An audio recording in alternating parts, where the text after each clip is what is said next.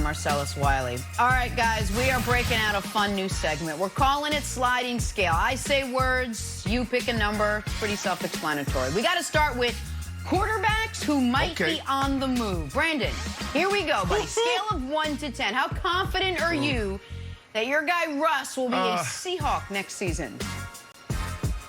Yeah, I started this week at a 7.5, and after his interview with Dan Patrick, I'm at a 5 right now.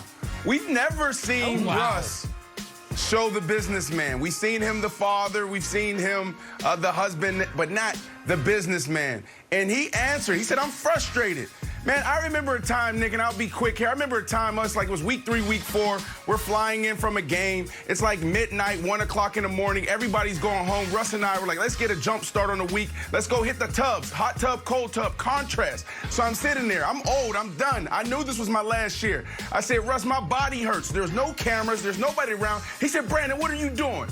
He said self-talk. Everything's positive. That is who Russell is. So for you to see him on a national show talk about, you know, being frustrated and leaning into something that could potentially come off negative, that's a big deal.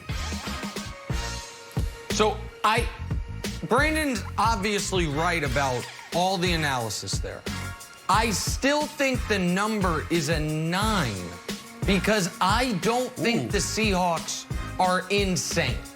It would be categorically insane to let this get worse than it is. I told Wilds this before the show. I think we've all seen the GIF on the internet of the guy. He's wearing like a chef's outfit in his kitchen with a pot of boiling grease that's boiling over, and he's debating whether or not he's going to drop the chicken in. And he ends up dropping the chicken in and the whole kitchen explodes. Right now, the Seahawks are the pot of boiling grease. And they have the choice. Are we dropping the chicken in, or are we very carefully turning the burner off? Turn the burner off, Seattle, and everything will be fine. Yeah, little charred curtains, that's it. Give Russ whatever he needs. He wants to make a draft pick? Fine. He wants to pick a free agent? Fine. He wants Sierra to be the head scout. You know what? See if it works in her schedule. Whatever it takes to keep Russ happy, make it, so do it. So it's a 9, Wilds. I think they'll do that. See, I'm going lower. I'm going with a 6.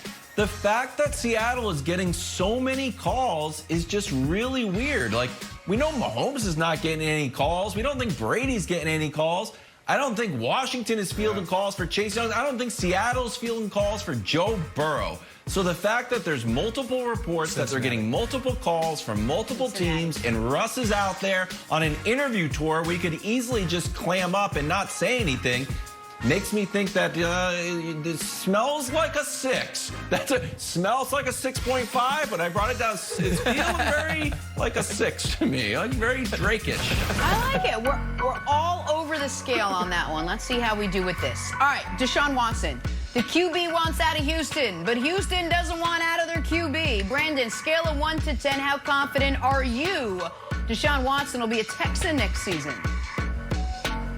This is a 1, Jenna. The man told us what he wanted. He said, I don't want to be here. Trade me. He said that. We know that. So move on. Stop trying to hold this guy. Like, there's this word that get thrown around with our executives. Nick used it earlier on in the show, the precedent. This is the precedent. If we set the precedent, if we let you go, the guys that follow is going to ask for the same thing. Well, Stafford he asked for his ticket out. He got out. Aaron Rodgers, if he wants to get out, he can get out. Let Deshaun Watson go. This makes sense. There's a changing of guard now. No longer are players saying, you know what, I'm going to put all my faith and hope into the organization, this general manager and this owner that's going to dictate what my career is going to look like, what my legacy is going to be. Now guys are teaming up saying, you know what, let's do what the basketball guys are doing. Let's go find the perfect situation. Deshaun told us exactly what he wants. He wants out. Let the man out. So I think it's a 3. Because, A, I never put it past the Texans organization to act totally illogically. B, I think that they are currently like almost acting spiteful. When you see they fired the equipment manager, who happened to be one of Deshaun's favorite people, it's almost like they keep upping the ante, and C, I'll go to the other team in Houston. James Harden is not currently on the Rockets, but he did start the season on the Rockets, and it took that press conference to finally break the dam. So I wonder if come week 1, they're gonna dare Deshaun not to show up, and if he doesn't show up, then they start doing the real trade conversations. So I'm gonna say there is a chance, Wilds, that he starts the season with the Texans, even if he shouldn't.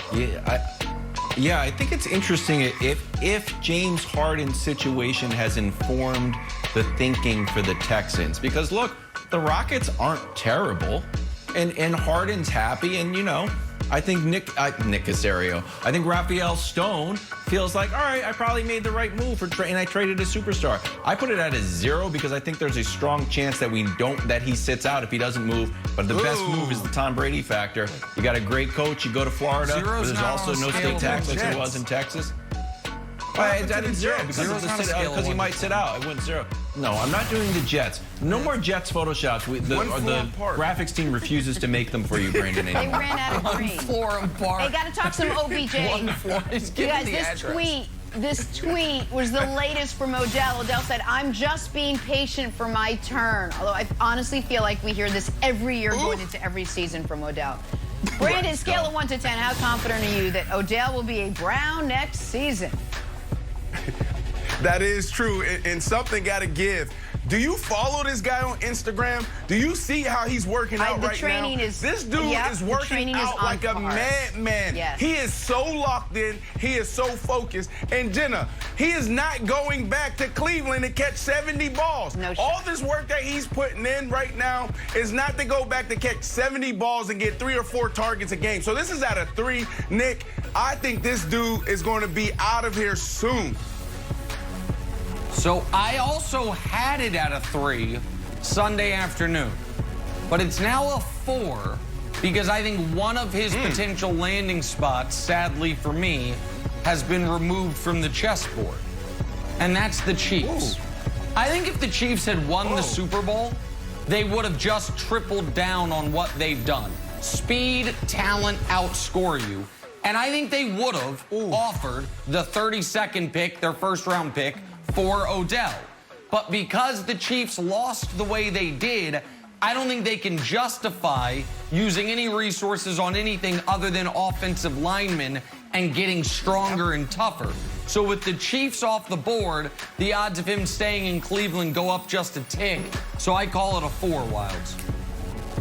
Okay, I went with a 7, but it's a strategic 7 because the stuff that I wish for rarely happens. So if I put it really low, this wouldn't happen.